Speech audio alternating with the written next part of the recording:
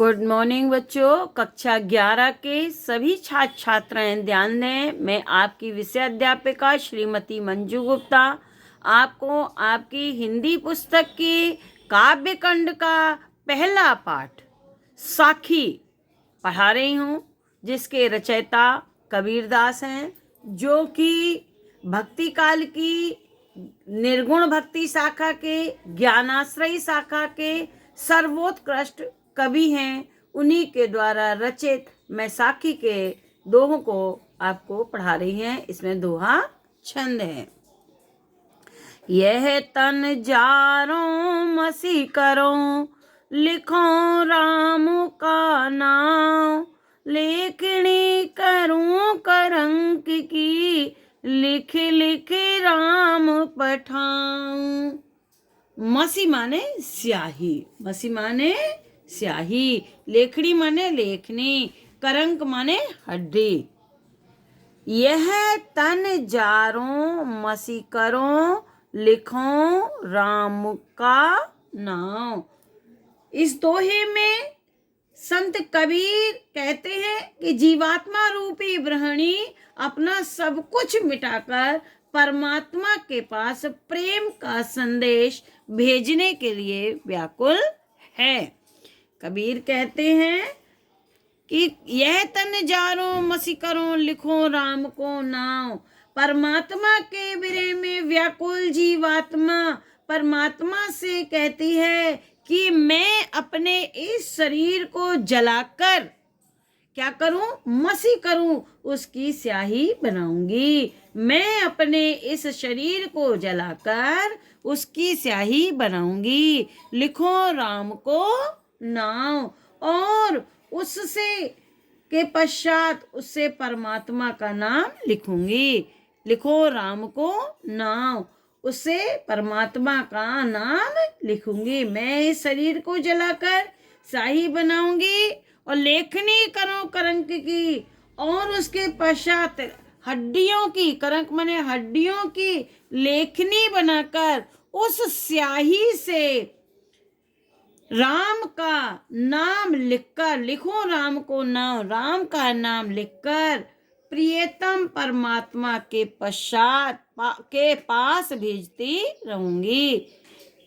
ये जीवात्मा परमात्मा से कहती है, हे परमात्मा, मैं अपने इस शरीर को जलाकर उससे उसका नाम लिखूंगी, और जलाने के पश्चात हड्डियों की लेखनी बनाकर उस स्याही से राम का नाम लिख लिख कर प्रियतम राम के पास भेजती रहूंगी, जिससे वे मुझ विरहिणी की विरह दशा की पीड़ा को समझ सकें, जिससे मेरी से विरहिणी की विरह दशा को वह समझ सकें। दूसरा देखें, कह बिरहिन को मीच दे, कै आपा दिखलाए।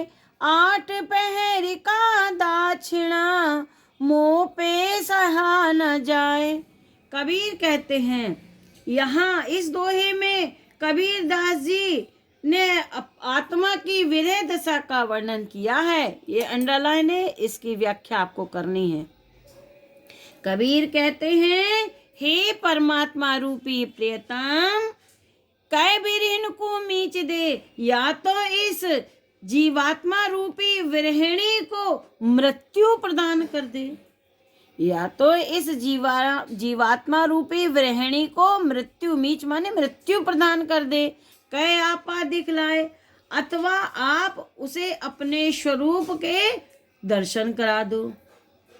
या कह आपा दिखलाए, आपा माने दर्शन, क्या तो आप अपने स्वरूप के, आत्म स्वरूप के को मुझे दिखला दीजिए। आपा माने अपना स्वरूप दिखला दीजिए। 8 पहर का दाक्षिणा, आगे कहती है कि ये 8 प्रहर का आपकी विरह का दाक्षिणा माने कष्ट, जलन मुँह पे सहा न जाए, मुझ आत्मा रूपी गृहिणी से अब सहन नहीं होता। कैसे लिखेंगे? अर्थ कैसे लिखेंगे? कबीर कहते हैं, हे परमात्मा रूपी प्रियतम, या तो इस विरणी जीवात्मा को मृत्यु प्रदान कर दो अथवा अपना स्वरूप दिखा दो या और अपने ही जैसा बना लो। ये आठों प्रहर का आपसे रात दिन का विरह का कष्ट अब मुझ आत्मा रूपी वृहणी से सहन नहीं होता है।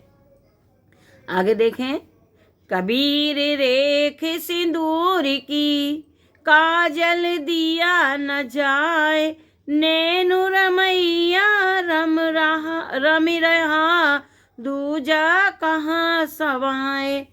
कबीर रेख सिंदूर की काजल दिया न जाए। इस दोहे में कबीर ने सर्वत्र जीवात्मा को प्रियतमा और परमात्मा को प्रियतम माना है। प्रस्तुत साखी में जीवात्मा और परमात्मा के अनन्य प्रेम को कबीर ने व्यक्त किया है। कबीर कहते हैं, कबीर रेख सिंदूर की, कबीर कहती है, मैंने सौभाग्यवती नारियों की तरह अपनी मांग में सिंदूर की रेखा लगा ली है। कौन सा सिंदूर? भक्ति रूपी सिंदूर को लगा लिया है। काजल दिया ना जाए, यह मेरे प्रेम और मेरे सौभाग्य का सूचक है। अब लाल रंग प्रेमियों को स्वीकार करने के बाद, अर्थात मांग में प्रेम सूचक लाल रंग भरने के पश्चात काजल दिया न जाए। काजल माने सांसारिक विषय वासनाओं को अपनाना रूपी काजल लगाना इसमें समर्थ ठीक नहीं है। अब मैं यदि संसार को अपनाऊंगी, संसार के प्रति आसक्ति रखूंगी, विषय वासना को अपनाना अब मेरे लिए संभव नहीं है। काजल कौन है? सांसारिक विषय वासना। नैन रमैया रम रहा दूजा कहाँ समाए। कबीर अपनी बात को स्पष्ट करते हुए कहते हैं कि अब तो हर स्थल पर मेरे हृदय में परमात्मा रूपी प्रियतम मेरे नेत्रों में और हृदय में रम गए हैं। दूजा कहाँ न समाए, अब इसके लिए दूसरे का कोई स्थान नहीं है।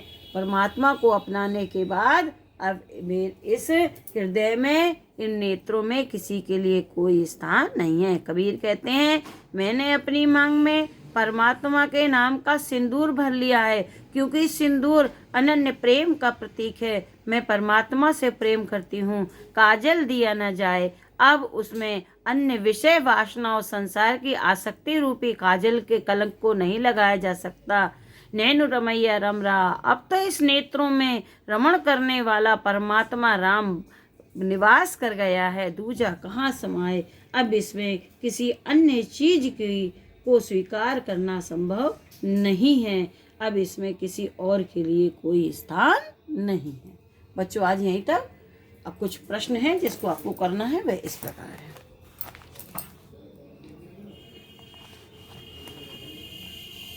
पहला है पद्यांश के पाठ और कवि का नाम लिखिए। दूसरा है रेखांकित अंश की व्याख्या कीजिए, ये आप कर लेंगे। तीसरा है अपनी हड्डियों के संदर्भ में जीवात्मा क्या कहती है, उत्तर लिखेंगे। अपनी हड्डियों के संदर्भ में जीवात्मा कहती है कि मैं अपनी हड्डियों की लेखनी बनाकर और उसकी स्याही से, अपने शरीर की स्याही से भगवान का नाम लिखकर भेजूंगी। कबीर के अनुसार जीवात्मा से कौन सा कष्ट सहन नहीं होता? कबीर के अनुसार जीवात्मा से परमात्मा के विरह का कष्ट सहन नहीं होता। कबीर ने किसकी भांति अपनी मांग में सिंदूर की रेखा लगा ली है? कबीर कहते हैं, मैंने तो सौभाग्यवती स्त्रियों की भांति अपने मांग में सिंदूर की रेखा लगा ली है। आगे कल पढ़ाऊंगी। Thank you.